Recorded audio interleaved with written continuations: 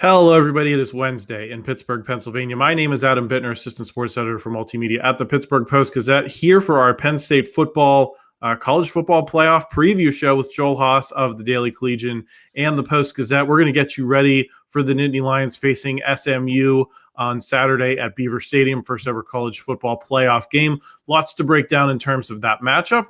We're going to talk about some Penn State volleyball in the Final Four against possibly against Pitt in a national title game. That sounds like that could be quite a lit thing that I don't know if is out of a ton of people's radar with the football team in the championship, but that could be happening this weekend. Also going to talk a little bit about the basketball team playing fairly well.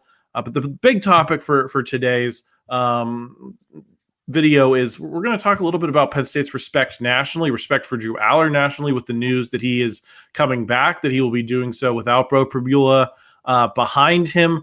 What does that decision mean, and what does he have to prove in this college football playoff game again against SMU? Before we get into all of that, just want to thank our sponsor for this episode of the podcast, Voodoo Brewing Company, State College. Enjoy world-renowned craft beer, delicious cocktails, and our almost famous lobster rolls at Voodoo Brewing Company State College Pub, located right off College Avenue and Route 322 at 201 Elmwood Street, State College. VBC has something exciting going on every day of the week. Join us this fall on Mondays for weekly free play cornhole tournaments, or test your knowledge with pub trivia every Tuesday at 6. Wednesdays are game night featuring board games, card games, and adult games. Every Thursday, your boy Dots hosts bingo, but this is not your Nana's bingo. Saturday, we have your Nittany Lions and college football on all day. We finish off Sundays with our weekly brunch paired with Steelers, Eagles, and Red Zone coverage. Can't wait to see you at the VBC State College Pub. Okay, Joel, let's get into it. I think a lot of people want to talk about Beau Pribula this week, but there have been 80 podcasts on that topic, locally, nationally. So I kind of wanted to highlight a discussion that I found myself wading into on Twitter. A gentleman named Ben Koo, who founded the website Awful Announcing, some of you might know. They do great work.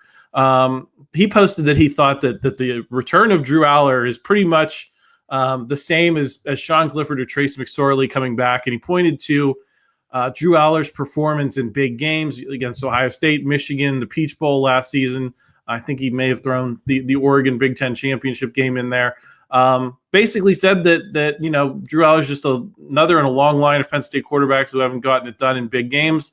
I found it crazy because Drew Allar plays so differently than Trace McSorley and Sean Clifford, the guys that came before him, plays differently than Christian Hackenberg before that. And a lot of people are excited, I think for good reason, for Drew Allar to be coming back. But that doesn't seem to be the perception nationally, is that this is a good thing for Penn State, that Drew Allar has a chance to be one of the faces of college football next season because of Penn State's big game performance. And I think it highlighted to me what I tweeted in response is you can only think that Drew Allar and Trace McSorley are the same quarterback if you don't watch Penn State games, if you have no idea their style of play. And I think that explains why so many people are kind of counting Penn State out in this college football playoff. I looked today, I do our betting guide on postgazette.com. 53% of the public is behind SMU on the spread in this game in the betting markets, whereas most of the money is still with Penn State and the smart money. Most of the public really doubts the Nittany Lions. And Joel, my theory is that people like Ben, a lot of pundits, a lot of especially fans down south in the SEC, don't have a lot of respect for Penn State because they don't watch Penn State. And is that part of the problem here, Joel, is that people only watch Penn State in these big games that they fall short in, and when they're beating USC at the Coliseum, when they're pulling out a tough road game against Minnesota, when they're pulling out a tough road game against Wisconsin and doing so rather convincingly with one of the best second halves they've played all season, that this is just not unfolding in front of audiences that we maybe think that they are because they're on CBS, NBC, these games that we're talking about. Yeah, that's exactly right. It's a lazy narrative, and you can argue whether it's fair or not, but I just think from the national media and the perspective of fans who don't follow Penn State on a daily basis, which obviously if you're a fan of another team, who's maybe not even in the Big Ten or something like that, I wouldn't expect you to be necessarily tapped in with everything going on, the inner workings of Penn State and what they're doing on a weekly basis. But to judge Penn State based off of its big games, I mean, you could argue how fair that is to do, because obviously those are the biggest moments when you have the most eyes on the team, and Penn State obviously consistently falls short in those big moments, especially under James Franklin, especially under Drew Allar. I mean, I don't know what you would even consider Allar's best win to this point. Maybe it's the ranked win over Illinois this year. I'm not exactly sure there. He obviously doesn't have any great kind of marquee wins to point to, and anytime Penn State does find itself in one of these big top 10 matchups that's drawing 10 million viewers or however many it may be, they always seem to come flat. I felt like he played well in the Oregon game. For those who actually watched the game and didn't just check the box score, because obviously completion percentage was low and he did have the 2 interceptions, but you could obviously debate how well he played in that game. I thought he played really well, had one of his best performances against a pretty talented Oregon defense. But regardless, I just think it's a lazy narrative, and if Penn State continues to fall short in these big games, that's just what's going to happen. But the idea that Allar is in some way similar to his predecessors, I think is just a lazy take. You could maybe say they're comparable in terms of the success they've had at Penn State in kind of a wins-loss type of deal, but in terms of play style and anything like that, I think Allar's on a completely different level. I think he's done more with less, just statistically and in terms of what he has at wide receiver. I think you could argue he has the best offensive line of any of those previous 3 quarterbacks that you mentioned, but at the same time, when you're not getting help from the wide receivers and your best target is your tight end, and your second best target, you could argue, is Nick Singleton, your running back. So I think when he's not getting the help and doesn't have the weapons around him, he's obviously kind of handicapped by the situation that he's put in. I think he's done a good job. He's obviously the highest rated quarterback since Hackenberg. And I think he has in a lot of ways lived up to that. Obviously you can argue that he's fallen short in a few moments, but I think he's played really well at times, and obviously those are the games that people don't tend to watch. But I do think that's a lazy narrative, and I tend to agree with you on that point, that I think Allar coming back is huge news for Penn State, and obviously pretty unexpected. I think it obviously was related to Beau leaving and everything like that, so it was kind of connected there. And I think Beau was probably anticipating Allar leaving after this year, which was obviously kind of unfortunate for him that Allar returns, because again, Beau is his talent level is that of a quality Power 5 starter, and obviously, or Power 4 starter, and obviously we've seen that with some of the interest he's been getting from schools like UCF, Iowa, Missouri, I know, is in the mix. So there are a few pretty big name schools in there. So obviously he's talented, and I think even just looking at that alone kind of tells you what you need to know, is that Allar beat out a guy who's now receiving offers to go start at an SEC program next season, and so I think what he's been able to do here is impressive. Obviously the wide receiver situation has kind of hindered his abilities a little bit, but regardless, I mean, you can look at the mock drafts. He's projected as kind of a late 2nd round, early 3rd round quarterback now, which is obviously pretty impressive. And I think I trust the NFL scouts more than the random, fans of whatever school on Twitter. Well, yes. And if this was not, I think the reason that, because I don't tweet much anymore, Joel, to be completely honest with you. I used to tweet all the time. I used to love getting into the scraps, and I kind of lost my edge a little bit, and just, I like to be left alone on social media. But I found this one interesting because it came from a guy who founded a website built on dunking on people with lazy sports takes. And he is citing 5 box scores of games he probably didn't watch because he's an Ohio State fan.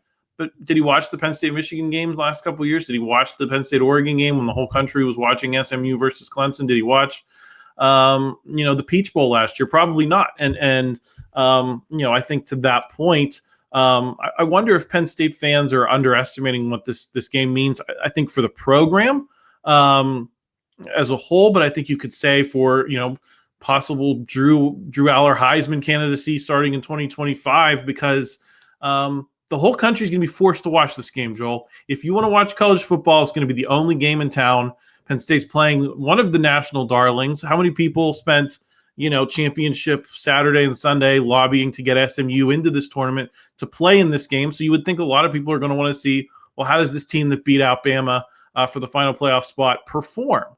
So do you think that there's a level of underestimating the importance of what this could mean for the perception of Drew Allar, the team, everybody? Because I look at the ticket sales, and that's been a big topic of conversation on social media this week. There's tickets widely available for this game on the secondary market. They're available for $100, $150, which, compared to like Notre Dame, Indiana is pretty affordable. Do you think a lot of Penn State fans just are not able to get up for SMU in this game, even though it is a college football playoff game? And is that maybe off the mark a little bit, considering that this is really a chance to maybe change some narratives? Yeah, I think if you had asked me a week ago, I would have had kind of a different answer here. I would have said, I don't expect any issues in terms of selling out Beaver Stadium. I think that is something that I said on last week's episode of the podcast. And then just in terms of the national perception of this game, I think we also talked about that a little bit, and we kind of agreed, beating SMU maybe won't be the kind of marquee win that's going to, change the national perspective of Penn State and things like that, just because, it is a school that was a group of 5 school last year, and obviously doesn't really match up in terms of talent on paper and things like that. And I think we kind of agreed that Penn State probably wouldn't get as much respect as it maybe deserves for a win over SMU on Saturday. But I think that's almost shifting, and it's kind of interesting. You mentioned 53% of the bets have come in on SMU.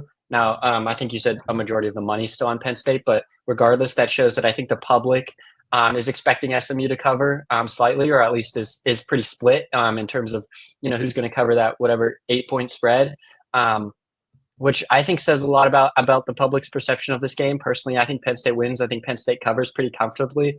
But regardless, I think that shows that, the public does not trust Penn State in this spot. And I think you can't have it both ways. If you're the casual college football fan who doesn't necessarily follow Penn State, you can't pick against Penn State in this game. You can't say, oh, Penn State's going to choke because it's a big game. It's a playoff game. That's what they do.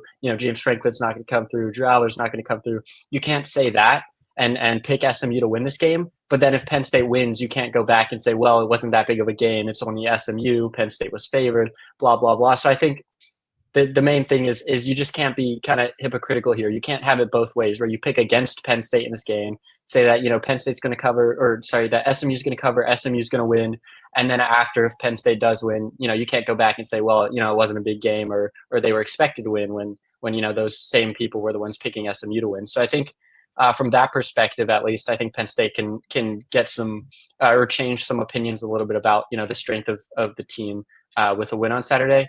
But then just, regarding the fans showing up for this game, I am surprised. When the college football playoff was announced, it was obviously a big deal that there would be home games. And I think Penn State fans were really excited. One of the talking points all offseason before we had even, kicked off a single game was Penn State could be hosting a playoff game in Beaver Stadium. And just kind of given where the team falls every year between that, 5 to 8-ish range, that it was, pretty likely that it would be a possibility. That was something that I think the fans were very excited about.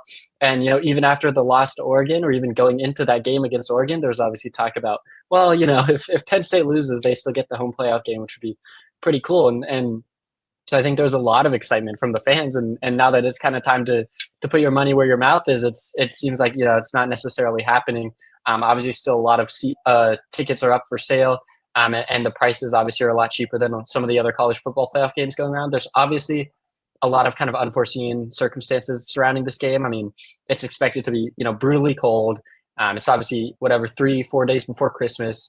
A lot of students are going home for break because it's, on the tail end of finals week and everything like that. So obviously, there are some excuses out there, but I think at the end of the day, I'm pretty disappointed or, surprised by how little support I guess Penn State has gotten for this game.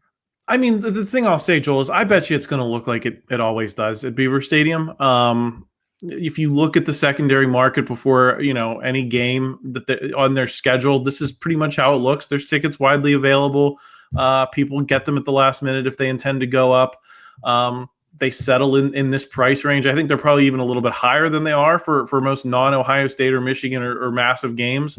So I think some of the concern is a little bit overblown. I think it'll look good on TV. I think it'll be, 105 to 110, somewhere in that range. I don't think they're going to break the attendance record.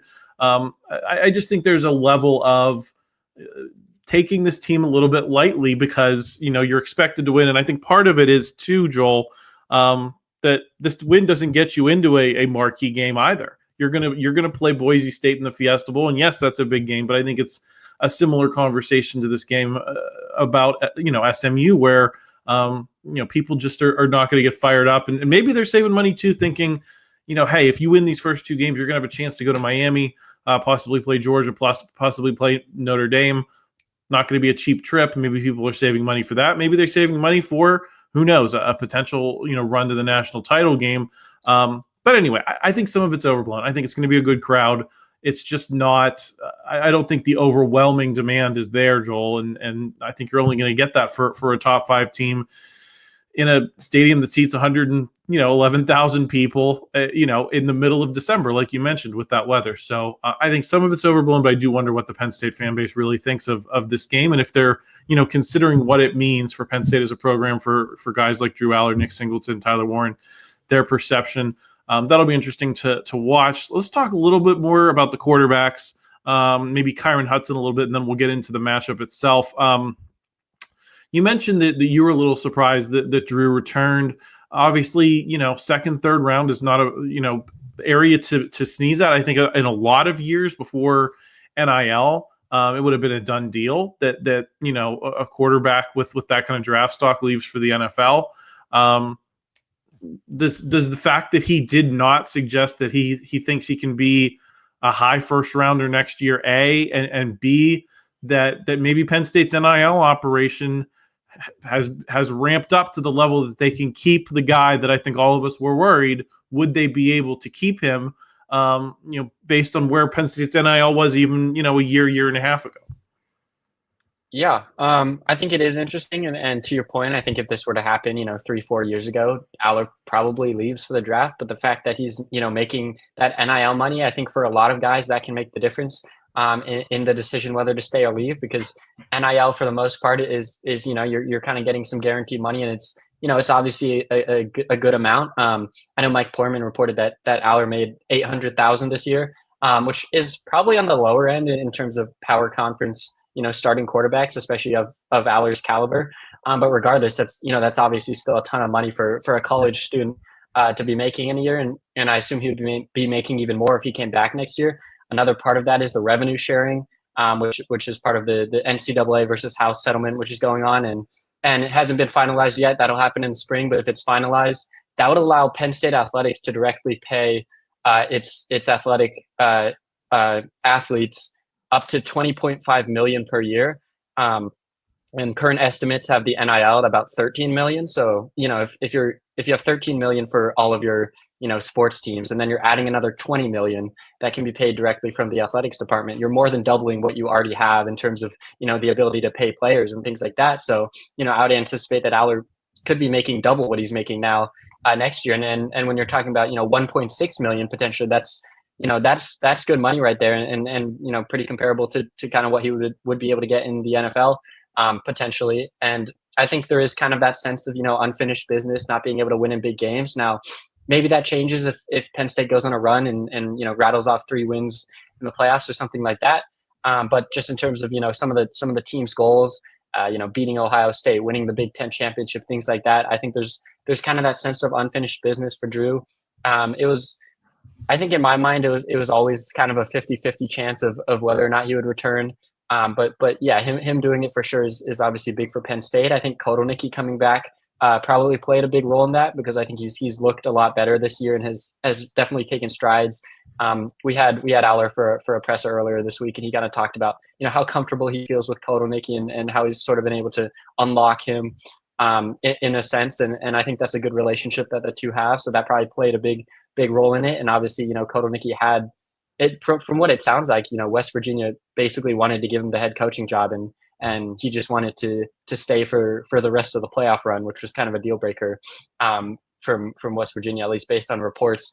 That's why they ultimately decided to go with Rich Rod instead of Kotelnicki. But regardless, that's a big pickup for Penn State, and I think that definitely played a role in keeping Allar. It'll be interesting to see what pieces he has around him, because obviously Tyler Warren's off to the draft. Both running backs have the potential to declare. I think probably one of them leaves, one of them stays, if I had to guess. And then obviously the wide receiver room is probably still going to be questionable for next year, kind of barring the transfer situation, what Penn State's able to do in the portal.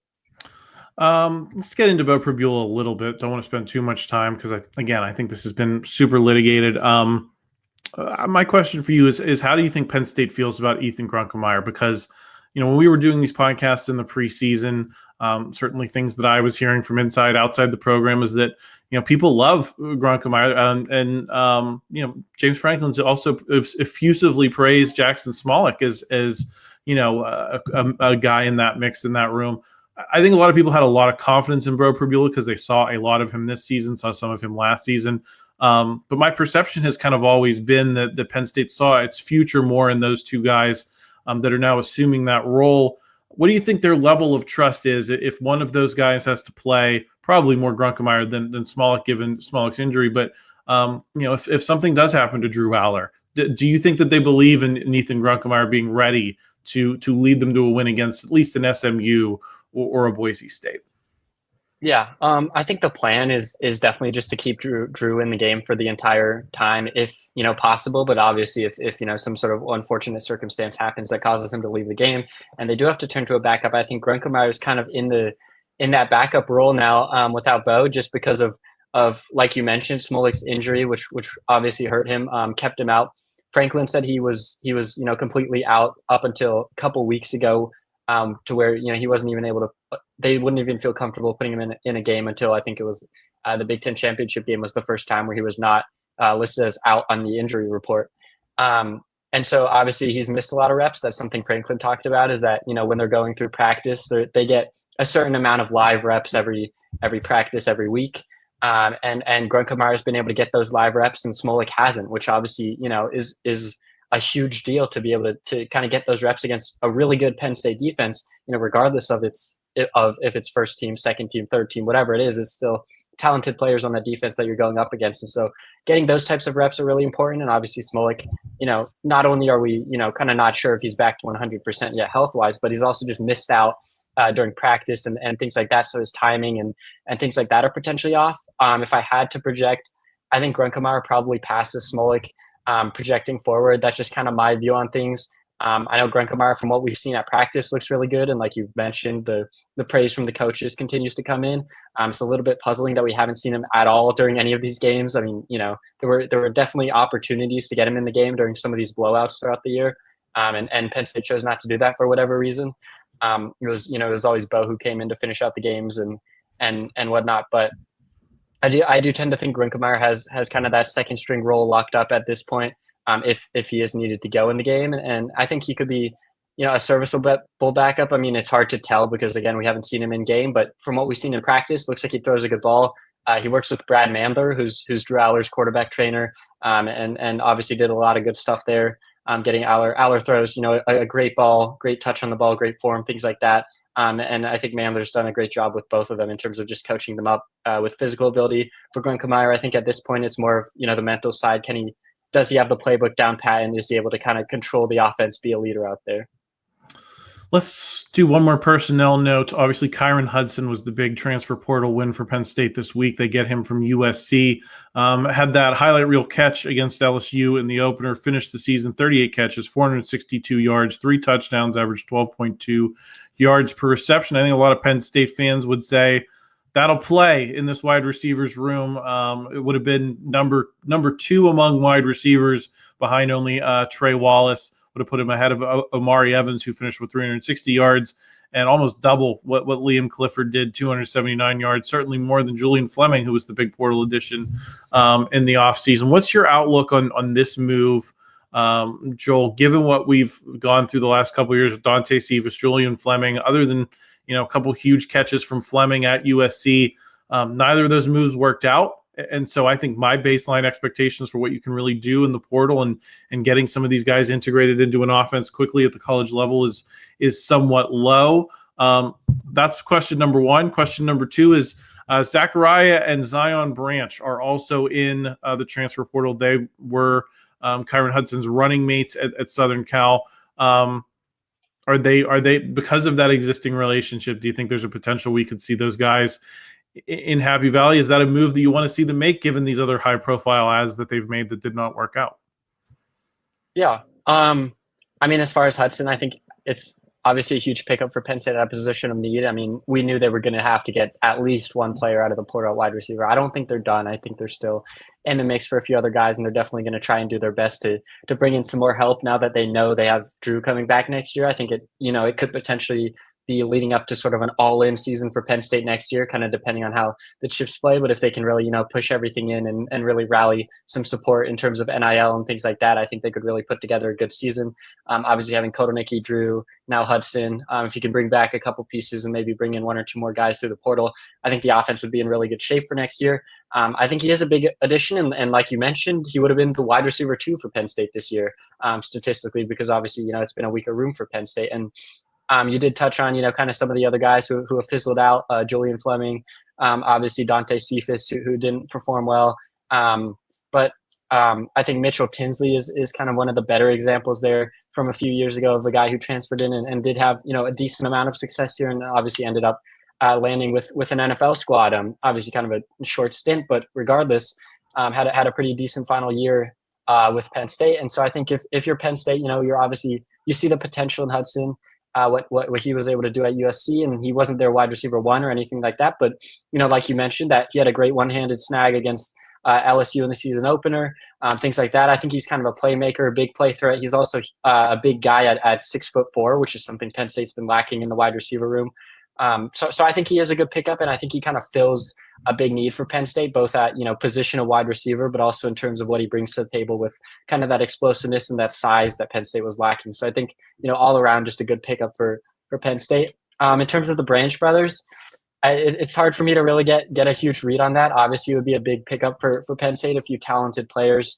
That would be a big addition to the room, and obviously, there's the connection there to Hudson with being at USC and everything like that. And you can kind of read into some posts.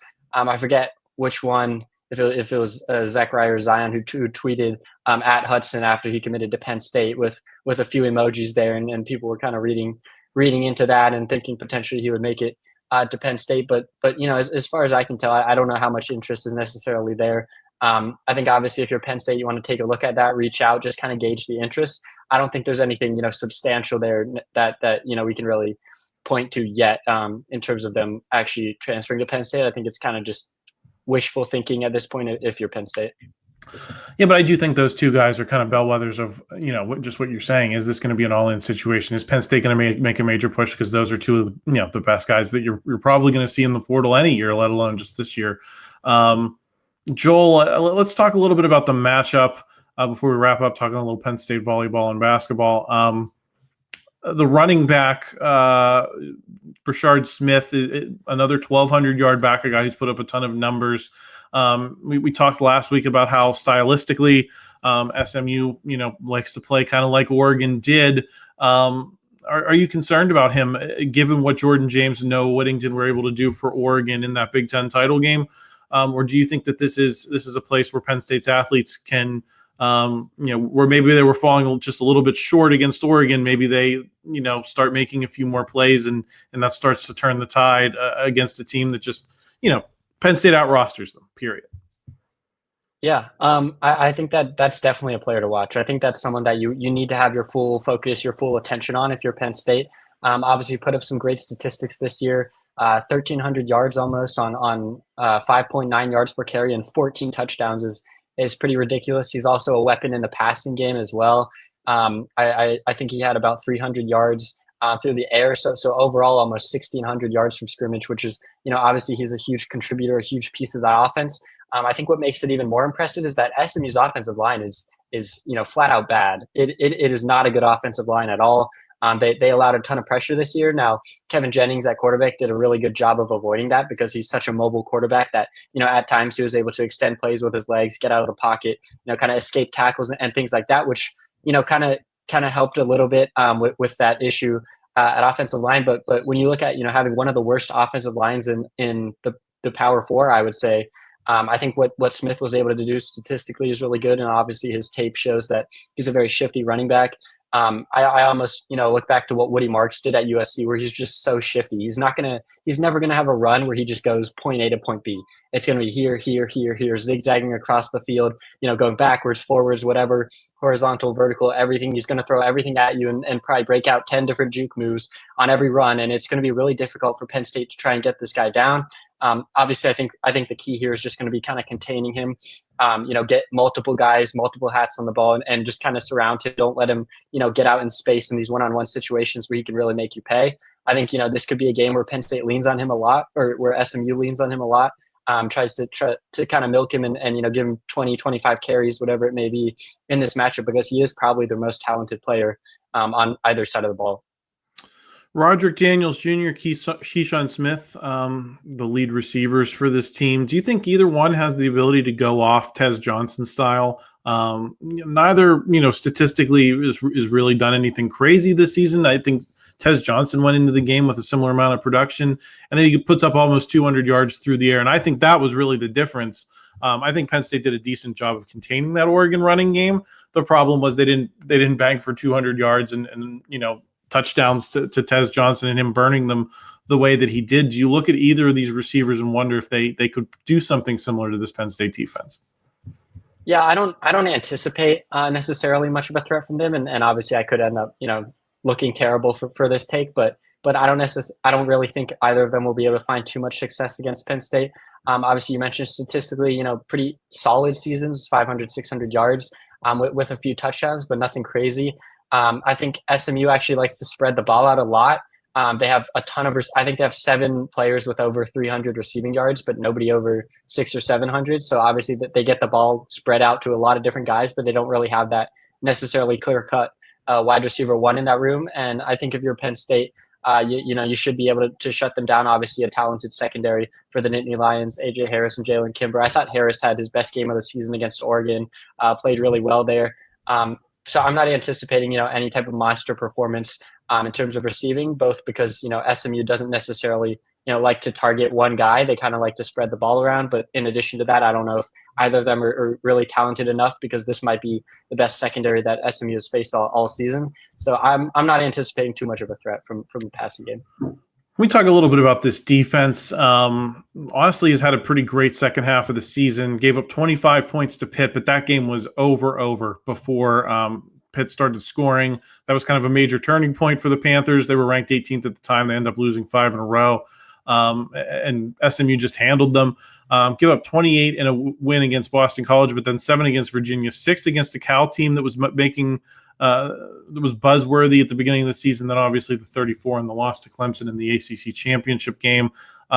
This is a group that seems like it's capable of pretty solid performances, Joel, and that's not to say that it doesn't have its flaws, but I think if you're Penn State, they're not exactly a group you look up and say you're going to be running up and down the field on them either, especially in this the weather conditions we're going to be seeing at Beaver Stadium. Yeah, I think their defense statistically is one of the best in the country. I believe they're allowing the 4th fewest rushing yards per game, and I think that goes to the defensive line. I've gotten to watch a little bit of their film because, shout out to the ACC network for posting full game replays on YouTube for anyone to watch. So I've spent a good amount of hours this week just kind of watching some SMU games in my spare time. And what I've really been impressed with is the defensive tackles. They've got 2 huge guys who play really well. In the games I've watched, they do a really good job of getting penetration, getting into the backfield, kind of pushing offensive linemen backward. They're just huge guys who are kind of game wreckers for SMU, because obviously, it all starts in the trenches. And if you can get consistent pressure, you can shut down the run game, you can cause havoc for the quarterback, get him off tempo, things like that. So obviously, having a good defensive line is really important. That's something SMU does a good job of. And like you referenced, they've had some really good performances this season. They've held 4 different opponents to 10 points or fewer, but at the same time, those opponents were Houston Christian, Stanford, Virginia, and Cal, which, not necessarily the strongest competition, not necessarily the most talented offenses. And so for SMU, I think it's what can you do against quality competition, because obviously they've had those impressive stat lines, but at the same time, they give up 34 to Clemson, which is maybe the most talented offense they've seen this season. Maybe it's Louisville, who scored 27 on them. So when they do go against kind of higher quality offenses with higher caliber players, they do allow a decent amount of points. So I think Penn State will still be able to move the ball pretty efficiently. Joel, I think you said you're going to pick them to win. Do you have a score in mind? Yeah, I've been saying Penn State 41, SMU 24. I think Penn State wins and covers. I think SMU just I really like what they have at quarterback with Kevin Jennings. I think he's kind of I guess reckless. Maybe a gunslinger would be a good way to describe him. He's obviously very, very good with his legs, has a lot of rushing yards this season. He can extend plays and things like that. So I think he'll probably have a few explosive plays, a few kind of wow plays, where it's just him kind of taking control of the game and things like that. But I also think he's pretty mistake prone, whether it's interceptions or just taking unnecessary sacks or things like that. I think sometimes he can kind of play himself into trouble or even just missing easy throws. So he is kind of a hot and cold quarterback. I think, at times he'll have some impressive moments and plays to get, the SMU offense rolling and on the board. But I also don't think SMU will be able to sustain that. I think Penn State, on the other hand, will kind of pick up where it left off against Oregon with just some really good offensive play, really good work in the run game with some good passes as well on occasion to kind of mix things up. I think, Penn State offense will just be really hard to stop in this game. Like I referenced a little bit earlier, I think SMU has kind of struggled against some of the better offenses. I think Penn State, will be able to put up points in this one. So I have Penn State winning and covering. I'm going to go a little bit closer. I'm going to go at 38-31 Penn State. I think it's going to be a game that kind of resembles that Big Ten championship game where it's just a little bit more of a role reversal where Penn State just has a little bit more in terms of the horsepower, no pun intended there, but just has a little bit more than SMU. I think SMU is going to take some big swings. You're an underdog. You have nothing to lose if you're the Mustangs. And I think they're going to convert some fourth downs. I think they're going to score some points on Penn State, but I think in the end it adds up to a Penn State victory, and they kind of just play from in front the whole way. So SMU covers, but Penn State still wins the game and is never super challenged. Joel, let's get into some basketball and volleyball real quick. The Nittany Lions got AP poll votes this week, despite losing to Rutgers on the road. Then they blow out Coppin State. Ace Baldwin. He set an assist record for the Nittany Lions in that game, something like that. What's your read on this team and what they need to accomplish here in the last couple games before Big Ten play begins in earnest? And do you think, as you sit here today, that this is an NCAA tournament team? I think I saw an incredibly early bracket projection that had them already as a 9 seed. Do you think that's something they're going to be able to sustain as they get into this expanded Big Ten? Yeah, I think as of now, the expectation is definitely, making the dance. I know preseason, I think they were considered as kind of a bubble team that, maybe if things fell right, they would be able to sneak in. But I think at this point, they're firmly in that field. And like you mentioned, have received some AP poll votes, whether it was this week or a couple weeks ago after beating Purdue. But regardless, this team obviously is off to a good start. And you could talk about the strength of schedule in terms of, who Penn State has played. But regardless of the caliber of opponent, Penn State is blowing a lot of these inferior teams out and, dropping 100 points on some of them or 99 like it was against Coppin State and really just dominating a lot of these games, which, it's not super impressive to be beating Binghamton, St. Francis, Purdue, Fort Wayne, whoever. But at the end of the day, it's just kind of the way that Penn State is winning these games with a really high scoring offense. And I think when your offense is clicking and you have the capability to put up 90, 100 points, whatever, you kind of have the ability to beat any team. Now, obviously it's basketball and there's kind of high variance from game to game, which makes it a little different from, maybe football. So obviously Penn State's going to probably lose some games that it shouldn't to teams that it's better than just because of a cold shooting night and things like that. But just kind of the trajectory that Penn State's on, and even the 2 losses that Penn State has to Clemson and Rutgers are both pretty close losses. So, in terms of strength, Clemson's a pretty good team record. Right. Yeah. So obviously, Penn State's hanging in there. And Rutgers isn't a bad loss either. Obviously, they've got a couple talented freshmen on that squad. So I think what Penn State's done this year has been really impressive. And I think the biggest difference compared to years past, at least since I've been following the team the last, 4 or 5 years, is just consistency. I think in years past, Penn State would have dropped a couple of these non-conference games to these, random schools that you've never heard of. But I think this year, just being able to take care of business and to do so in a dominant fashion where you're winning by 30, 40, 50 points, I think has been really impressive to see.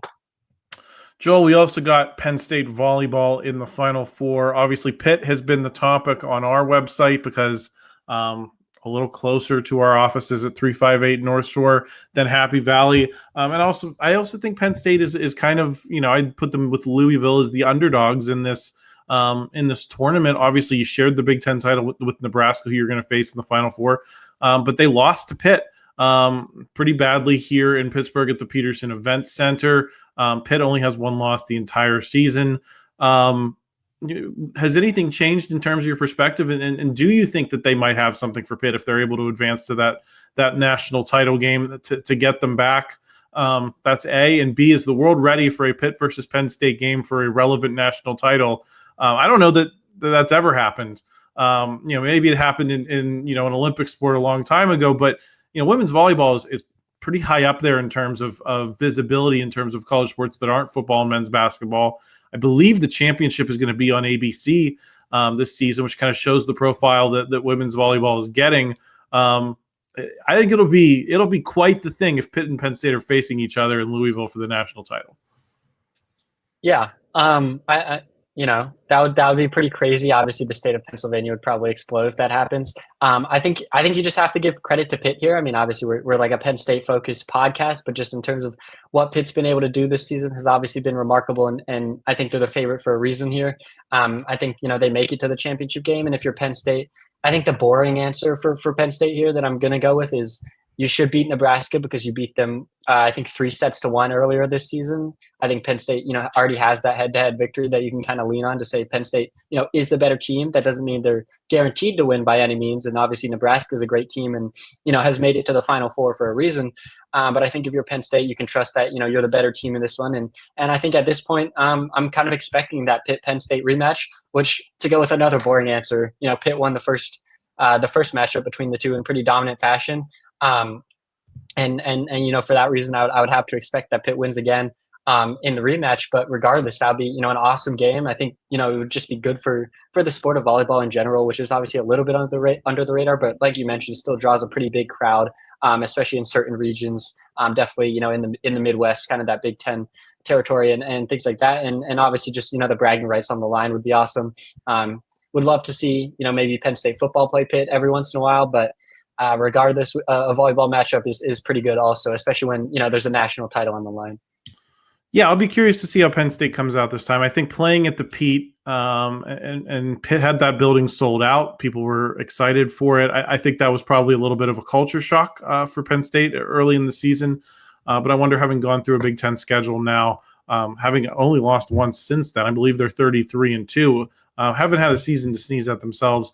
I think it's going to be a matter more, can you take that first punch from Pitt and punch back, more quickly than you did in that match in Pittsburgh. So looking forward to seeing it. I think it's a big step for the program just to get back to the Final Four. This is the first without Russ Rose. The program has been, since those dynastic years of several national championships in a row, been a good program, but not a great program. So this is a step, for the post-Russ Rose era as well. So we'd be remiss, I think, not to recognize that. Interested to see how it plays out. Joel, thank you for joining me. You'll be back here on the Post-Gazette Sports Now YouTube channel and podcast network after Penn State-SMU. So if you haven't already, make sure you're subscribed to the channel. Also got plenty more. Steelers-Ravens on Saturday. I think this is another first all-time, Joel. We're going to have Penn State-Steelers back-to-back, which, from our perspective is better than if Penn State had ended up in that 4:00 game and the Penn State and the Steelers were playing at the same time. So at least we got a little bit of a separation there. But look out for Joel's reports. And certainly look out for our coverage on Steelers Ravens here for the rest of the week. We appreciate you and your support. If you enjoyed this video, please pop a like on it. Help us out in the YouTube algorithm. And we will talk to you again next week, win or lose.